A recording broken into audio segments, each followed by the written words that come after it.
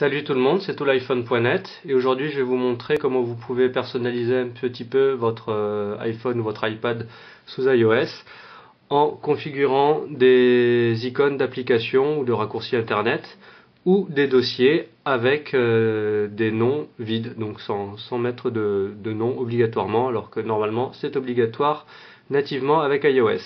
Donc c'est une astuce qui existe sur tooliphone.net depuis pas mal de temps, mais je fais la vidéo que maintenant.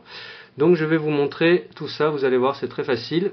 Donc pour commencer, vous allez sur le site tooliphone.net et vous choisissez l'application IMT, c'est la première. Puis sur la page d'accueil d'IMT, vous choisissez le menu personnalisé. Et ensuite, vous choisissez le menu afficher texte invisible ici. Donc là, vous arrivez sur une page où il y a un texte vide entre les deux parenthèses rouges. Donc c'est un texte spécial que nous allons copier. Donc appuyez sur le lien, cliquez ici pour facilement le sélectionner comme ceci, puis sur le bouton copier. Voilà. Donc maintenant, nous allons pouvoir utiliser ce texte invisible spécial pour nos noms de raccourcis internet ou des noms de dossiers par exemple.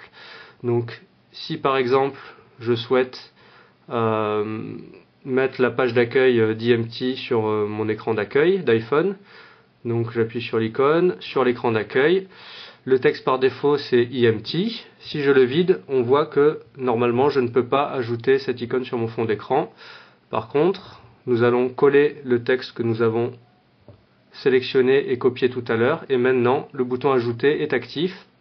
Donc je peux ajouter ce site internet, IMT, sur mon écran d'accueil, ici, mais sans aucun texte dessous. On peut faire la même chose avec des dossiers. Donc si par exemple je réunis deux icônes pour former un dossier, on voit que le texte par défaut c'est signé. Si je supprime ce texte et que je clique sur terminer, c'est pas possible de ne rien mettre pour un nom de dossier normalement. Par contre, si je vide ce texte et que je colle le texte spécial qu'on a sélectionné tout à l'heure, maintenant je peux cliquer sur terminer et je vais garder un nom de dossier vide à l'affichage sur l'écran d'accueil.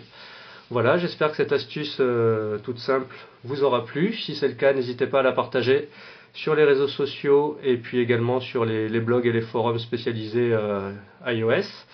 Et puis vous pouvez aussi bien sûr tester mes autres applications comme IMT qui permet de configurer des icônes invisibles qui vous permettent en fait de placer vos applications iOS n'importe où vous le souhaitez sur votre écran d'accueil, ou encore iCustom qui vous permet de faire des icônes personnalisées avec un texte personnalisé également pour lancer les applications de votre choix sur iOS comme par exemple Facebook, Twitter ou de nombreuses autres applications disponibles.